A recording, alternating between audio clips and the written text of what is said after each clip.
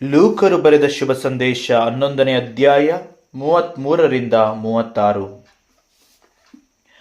ಯಾರೂ ದೀಪವನ್ನು ಹಚ್ಚಿ ಮರೆಯಲ್ಲಾಗಲಿ ಕೊಳಗದೊಳಗಾಗಲಿ ಇಡುವುದಿಲ್ಲ. ಮನೆಯೊಳಕ್ಕೆ ಬರುವವರಿಗೆ ಬೆಳಕು ಕಾಣಿಸುವಂತೆ ಆ ದೀಪವನ್ನು ದೀಪಸ್ತಂಭದ ಮೇಲೆ ಇಡುತ್ತಾರಷ್ಟೆ. ನಿನ್ನ ಕಣ್ಣು ದೇಹಕ್ಕೆ ದೀಪವಾಗಿದೆ. ನಿನ್ನ ಕಣ್ಣು ನೆಟ್ಟಗಿರುವಾಗ ಅದರಂತೆ ನಿನ್ನ ದೇಹವೆಲ್ಲ ಬೆಳಕಾಗಿರುವುದು. ಅದು ಕೆಟ್ಟದಾಗಿರುವಾಗ ಅದರಂತೆ ನಿನ್ನ ದೇಹವೂ ಕತ್ತಲಾಗಿರುವುದು.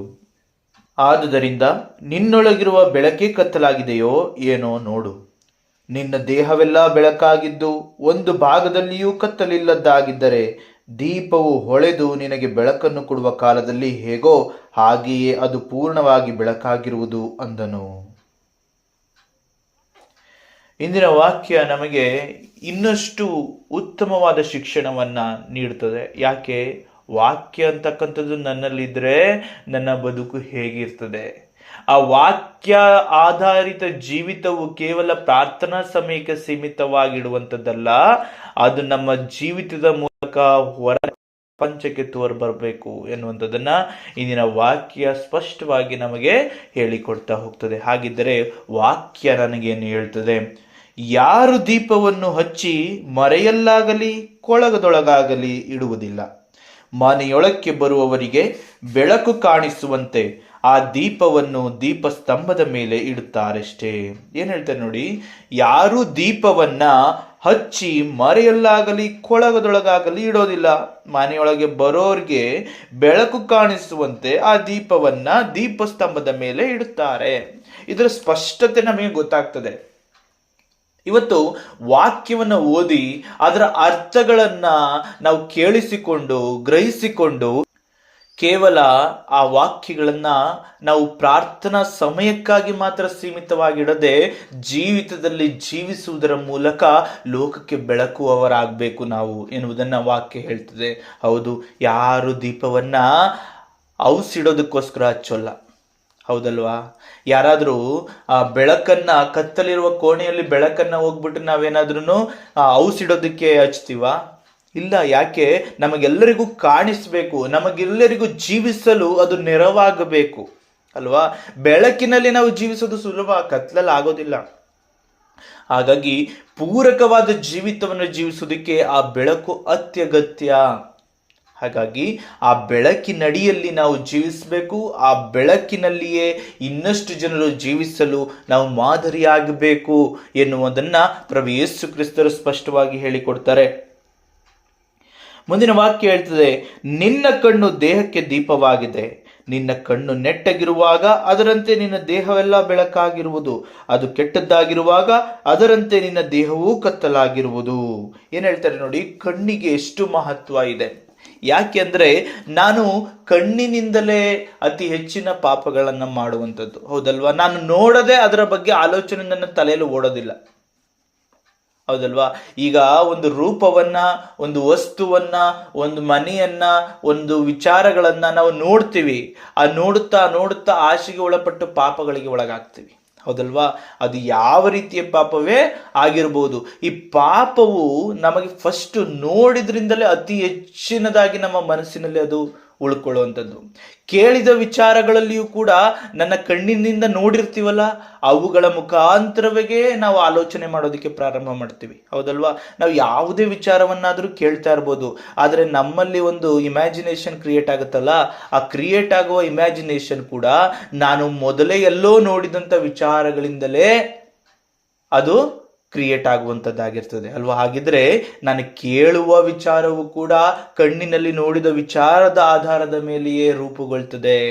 ಹಾಗಿದ್ರೆ ನಾವು ಸ್ಪಷ್ಟವಾಗಿ ತಿಳ್ಕೊಳ್ರಿ, ಕಣ್ಣಿನಿಂದ ಏನನ್ನ ನೋಡ್ತಾ ಇದ್ದೀವಿ, ಏನನ್ನ ನಾವು ಅಭಿಲಾಷೆಯಿಂದ, ಏನನ್ನ ನಾವು ತುಂಬಾ ಆಸೆಯಿಂದ ನೋಡ್ತಾ ಇದ್ದೀವಿ, ಏನನ್ನ ನಾವು ತುಂಬಾ ಅದನ್ನೇ ನೋಡಬೇಕು ಅಂತ ನೋಡ್ತಾ ಇದ್ದೀವೋ ಅವೆಲ್ಲವುಗಳ ಕಡೆಗೆ ಗಮನ ಹರಿಸ್ರಿ. ಯಾಕೆಂದರೆ ಅವು ನಮ್ಮನ್ನ ಏನ್ ಮಾಡ್ತವೆ? ನಮ್ಮಲ್ಲಿರುವ ಅಂಗಾಂಗಗಳನ್ನ ಪಾಪಗಳಿಗೆ ಕರ್ಕೊಂಡು ಹೋಗ್ತವೆ. ಕೈ, ಕಾಲು, ಕಣ್ಣು, ಮೂಗು, ಪ್ರತಿಯೊಂದು ಅಂಗಾಂಗಗಳು ಏನಿರ್ತವೆ ಅವುಗಳು ಅಭಿಲಾಷೆಗೆ ಒಳಪಟ್ಟಾಗ ಏನಾಗ್ತವೆ? ಆ ಒಂದು ಪಾಪದ ಕೃತ್ಯಗಳಿಗೆ ತಮ್ಮನ್ನು ತೊಡಗಿಸಿಕೊಳ್ತವೆ. ಮನಸ್ಸಿನಲ್ಲಿ ಮೂಡುವಂಥ ಎಲ್ಲ ವಿಚಾರಗಳಿಗೂ ಕೂಡ ಕಣ್ಣಿನಿಂದ ಮೂಡುವಂತಹ ದೃಷ್ಟಿಕೋನ ಇದೆಯಲ್ಲ, ಅದು ರೂಪಿಸುವ ಚಿತ್ರಣವೇ ಆ ಪಾಪದ ಕಾರ್ಯಕ್ಕೆ ಮೂಲಾಧಾರವಾಗಿರ್ತದೆ. ಹಾಗಾಗಿ ನೋಡುವ ವಿಚಾರದ ಬಗ್ಗೆ ಅತಿ ಹೆಚ್ಚಿನ ಗಮನವನ್ನು ಹರಿಸಿರಿ. ಪಾಪ ಕೃತ್ಯಗಳ ಕಡೆಗೆ ನೀವು ಎಂದಿಗೂ ಹೋಗಬೇಡಿ, ಅದರಿಂದ ಆದಷ್ಟು ದೂರವಿರಿ ಎಂಬುದಾಗಿ ವಾಕ್ಯ ಹೇಳ್ತದೆ. ಮುಂದಿನ ವಾಕ್ಯ ಹೇಳ್ತದೆ, ಅದು ಕೆಟ್ಟದ್ದಾಗಿರುವಾಗ ಅದರಂತೆ ನಿನ್ನ ದೇಹವೂ ಕತ್ತಲಾಗಿರುವುದು. ಏನ್ ಹೇಳ್ತಾರೆ? ನಿನ್ನ ಕಣ್ಣು ನೆಟ್ಟಗಿರುವಾಗ ಅದರಂತೆ ನಿನ್ನ ದೇಹವೆಲ್ಲ ಬೆಳಕಾಗಿರುವುದು ಅಂತ ಹೇಳಿದ್ರು. ಆದ್ರೆ ಅದು ಕೆಟ್ಟದಾಗಿರುವಾಗ, ಅಂದ್ರೆ ಕಣ್ಣು ಕೆಟ್ಟದಾಗಿರುವಾಗ ಅದರಂತೆ ನಿನ್ನ ದೇಹವೂ ಕತ್ತಲಾಗಿರುವುದು. ಅಂದ್ರೆ ನನ್ನ ದೃಷ್ಟಿಕೋನ ಸರಿ ಇಲ್ಲ ಅಂದ್ರೆ ನನ್ನ ಆಲೋಚನೆ, ಚಿಂತನೆ ಮತ್ತು ನನ್ನ ಅಂಗಾಂಗಗಳಿಂದ ನಾನು ಉಪಯೋಗಿಸುವ ಪ್ರತಿ ಕಾರ್ಯಗಳಲ್ಲಿಯೂ ಕೂಡ ಆ ಪಾಪವನ್ನು ನಾವು ತುಂಬಿಸಿಕೊಂಡು ಬಿಡ್ತೀವಿ ಎನ್ನುವುದನ್ನ ವಾಕ್ಯ ಹೇಳಿಕೊಡ್ತದೆ. ಮುಂದಿನ ವಾಕ್ಯ ಹೇಳ್ತದೆ, ಆದ್ದರಿಂದ ನಿನ್ನೊಳಗಿರುವ ಬೆಳಕೇ ಕತ್ತಲಾಗಿದೆಯೋ ಏನೋ ನೋಡು. ನಿನ್ನ ದೇಹವೆಲ್ಲ ಬೆಳಕಾಗಿದ್ದು ಒಂದು ಭಾಗದಲ್ಲಿಯೂ ಕತ್ತಲಿಲ್ಲದ್ದಾಗಿದ್ದರೆ ದೀಪವು ಹೊಳೆದು ನಿನಗೆ ಬೆಳಕನ್ನು ಕೊಡುವ ಕಾಲದಲ್ಲಿ ಹೇಗೋ ಹಾಗೆಯೇ ಅದು ಪೂರ್ಣವಾಗಿ ಬೆಳಕಾಗಿರುವುದು ಅಂದನು. ಏನ್ ಹೇಳ್ತಾರೆ ನೋಡು, ಮೊದಲು ನಿನ್ನೊಳಗೆ ಕತ್ತಲಾಗಿದೆಯಾ ನೋಡ್ಕೋ. ನಿನ್ನೊಳಗೆ ಮರೆಯ ಜೀವಿತವನ್ನ ನೀನು ಜೀವಿಸ್ತಾ ಇದೀಯಾ ನೋಡ್ಕೋ. ಪಾಪ ಕೃತ್ಯಗಳನ್ನ ನಾವು ಹೊರಗಣ ಪ್ರಪಂಚಕ್ಕೆ ತೋರಿಸ್ಕೊಂಡು ಮಾಡಕ್ ಹೋಗೋದಿಲ್ಲ, ಅದು ಮರೆಯಲ್ಲಿ ಮಾಡ್ತಾ ಇರ್ತೀವಿ. ನಾವು ಮಾಡುವ ಎಷ್ಟೋ ಕಾರ್ಯಗಳನ್ನ ಎಲ್ಲರಿಗೂ ಬಟ್ಟ ಬಯಲಾಗಿ ಜೀವಿಸೋದಕ್ಕೆ ನಾವು ಹೋಗೋದಿಲ್ಲ. ಯಾಕೆ? ಅಷ್ಟು ಪಾಪಗಳನ್ನು ನಾವು ನಮ್ಮ ಆಂತರ್ಯದಲ್ಲಿ ಹುದುಗಿಸಿಟ್ಟುಕೊಂಡಿರ್ತೀವಿ ಅಲ್ವಾ? ಅಂಥ ಕಾರ್ಯಗಳಿಂದ ನಿನ್ನ ಆಂತರ್ಯವನ್ನ ನೀನು ಕತ್ತಲಾಗಿಸ್ಕೊಂಡು ಬಿಟ್ಟಿದ್ಯಾ ನೋಡು.